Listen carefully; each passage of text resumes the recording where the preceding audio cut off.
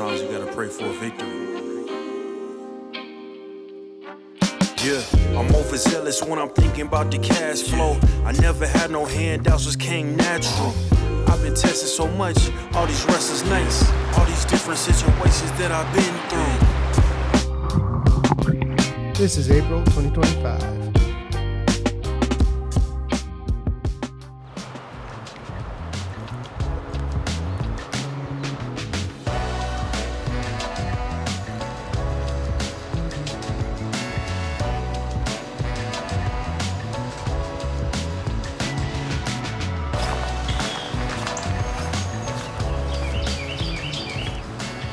I've been doing a lot of indicator fishing, and it's been really fun experimenting with different types of the bobbers that they sell at fly shops and stuff. Right now, Oros is my favorite.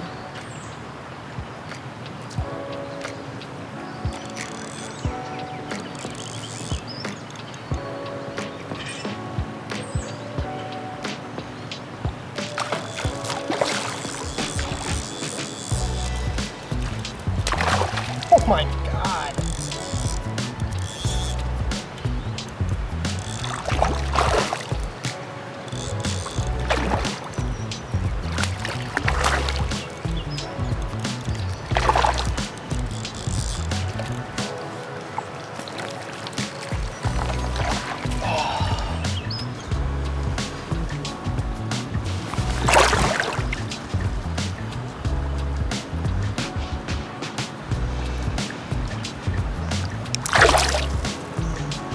Super deep, water's moving not super fast, but it's got some oomph to it, which is cool. And caught another one you just saw. Beautiful fish. I might come back here another time where I want to actually keep them and then see if we can rip out a couple. I'm going to try this same spot a couple more times, and then I'm going to go up a little bit, try that, and then keep going. I've never been farther up that direction.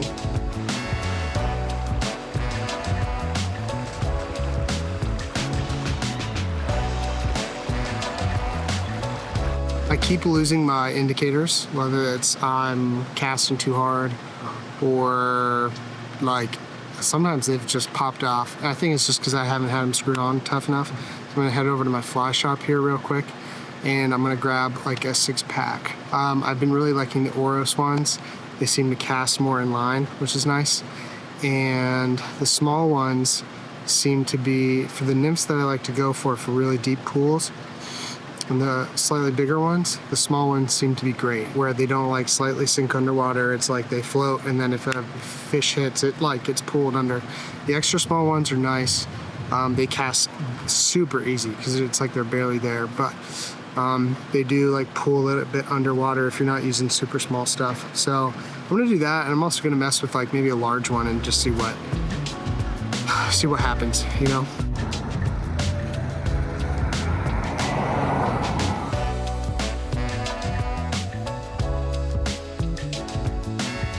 So this was another day that I went out. This is when the sun really started to shine in April. I've been using my Insta360 a lot, which has been really fun. Sometimes it's just easier to carry that around just because it's so much smaller.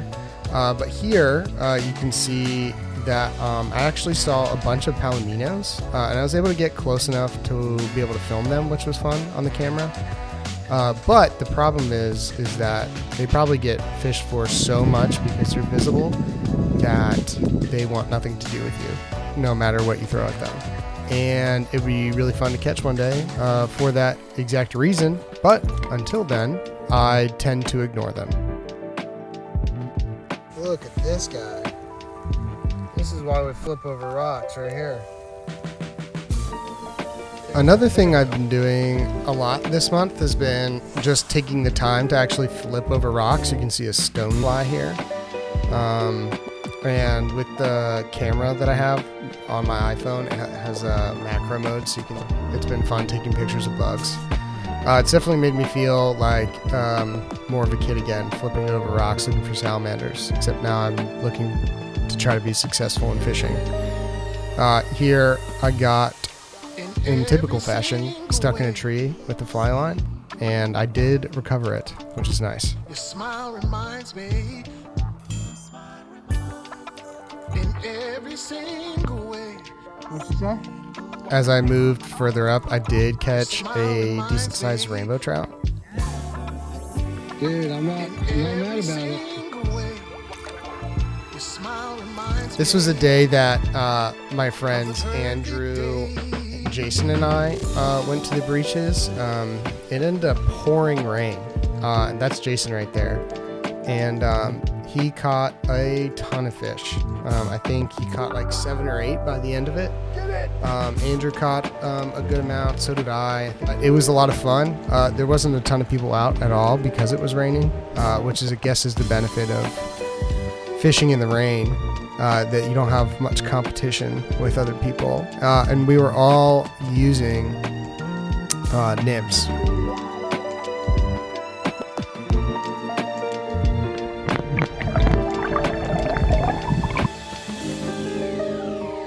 How do you feel after today's sesh? I feel cold. Tacos. Dude, tacos are gonna be slapping. Dude, just big smiles from this guy. That's all I got. The winner.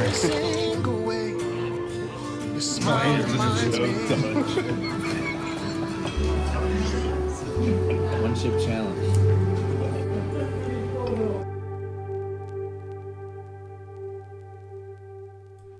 After some awesome grub, we did go back out into the rain, which we were still able to be successful even after lunch, which was fun.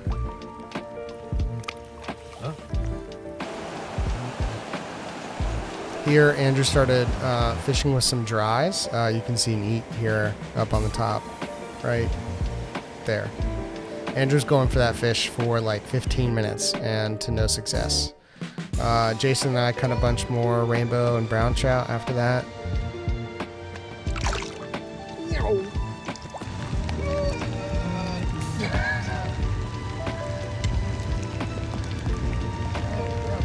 Nice, dude. Really great. There we go. That's really He go! Yeah, you just caught the stickfish also.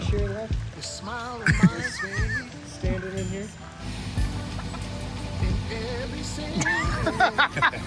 the end. Thanks, dude. I'm back at the breeches. I fish for a little in the morning before I do paperwork most of the day. But now I'm back at a spot that I come to often if I want to be a little lazy with car to parking water ratio versus hiking a ton of places. So I'm gonna do that. I'm gonna tie in a dropper. I already have a little dry fly on here, so I'm gonna just do a dropper, and if I notice there's no bugs or nothing, maybe I'll do double dropper.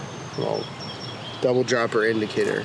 So right now that's the vibe, that's the mission. We're gonna see if we can get it. Oops.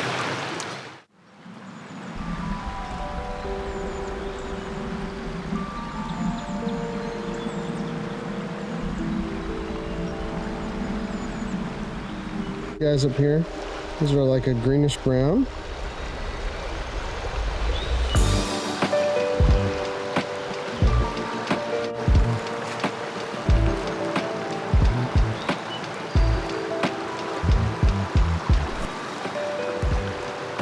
There, see that one? Oh no. 16, 18, and do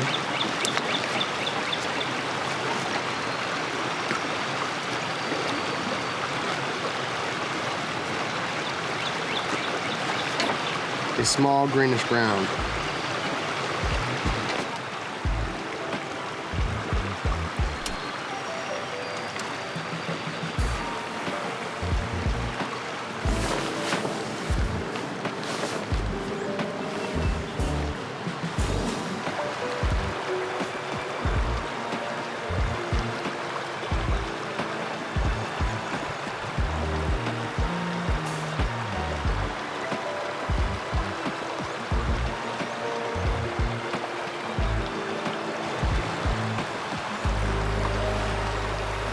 a lot of little white flies.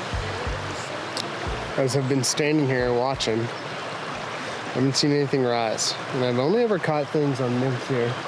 So I think I am gonna go double dropper. And so I'm gonna keep the one that I have on now.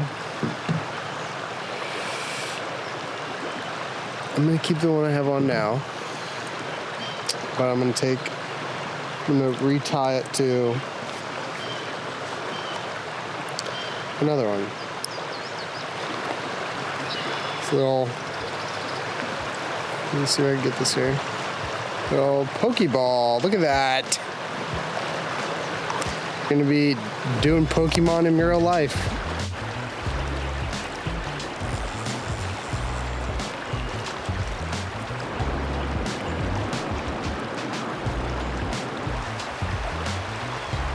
So this is a section that I've been to plenty of times. You can see the fast channels down the middle. I've never caught fish there, though I would imagine that you would get fish there. But you see this white water right past these stones. It's typically where I've always caught fish, or really far on that far bank. And I definitely had some problems here trying to get this fish in. I definitely didn't strip the line enough or reel enough, so I had to do that real quick to be able to get him.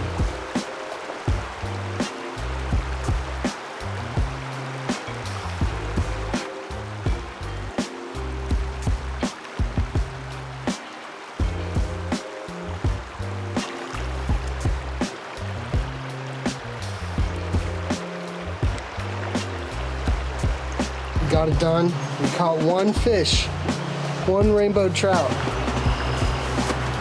This was one of my favorite days of fishing. I got a bite right here, which was awesome, but one thing that I've realized that I'm not great at yet is setting the hook with really small nymphs or dry flies. So I'm talking the 20 size hooks where it's hard to even put it in your fly box. I don't know what this little guy's called, but I did see him while I was fishing. I've been getting a lot of eats on that size of fly, but I hook them for 2 or 3 seconds and then they pop off. So I don't know if I'm just not holding the rod right, or if I'm not pulling and setting the hook hard enough at the beginning, or what, but hopefully I'll get some more opportunities to practice and change that. But this day was awesome and beautiful, and April's starting to warm up, and May will have some sunny days, which I'm excited for.